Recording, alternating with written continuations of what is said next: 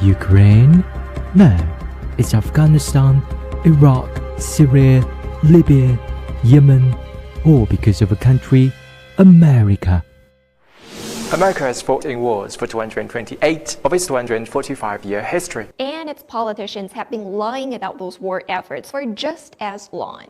The attempts are massive. We lied, we cheated, we stole. We had entire training courses. Number 1. Word tricks. We know they have weapons of mass destruction. There isn't any debate about it. Turns out he did. Things can be a little bit tricky if you fail to zip your allies' mouth.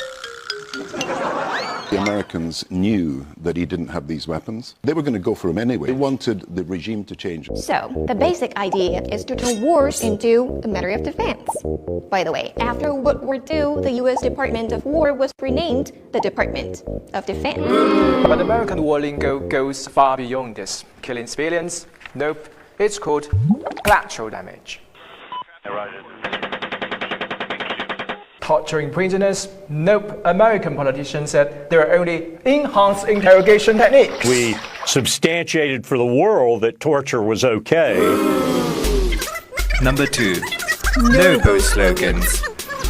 The most common one is freedom. Oppressed people. Oppressed its people. Let's free these people. Although American politicians seem to have been too busy to free those who can't even breathe.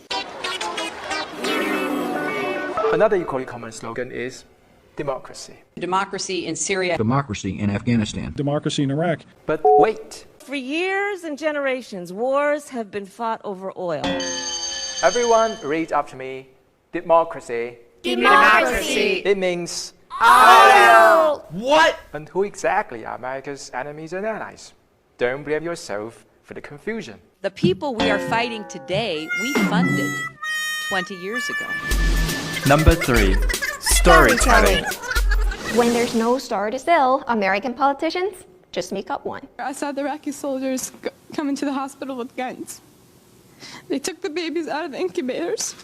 The story was later quoted by George H.W. Bush repeatedly, but it turned out it was made up by a government-linked PR company, Hill and Knowlton. Knowlton selected her as a persuasive witness to this atrocity to turn Saddam Hussein into Adolf Hitler. They couldn't sell the Gulf War without this. In other words, they had to cheat to win. And the girl's real identity was? She was the daughter of the Kuwaiti ambassador to the United States. Is it just that hard to find an ordinary girl?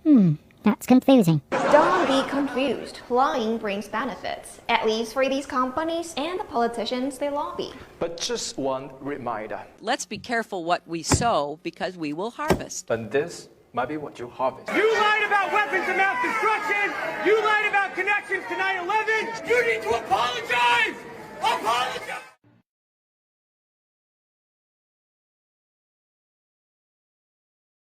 快手，拥抱每一种生活。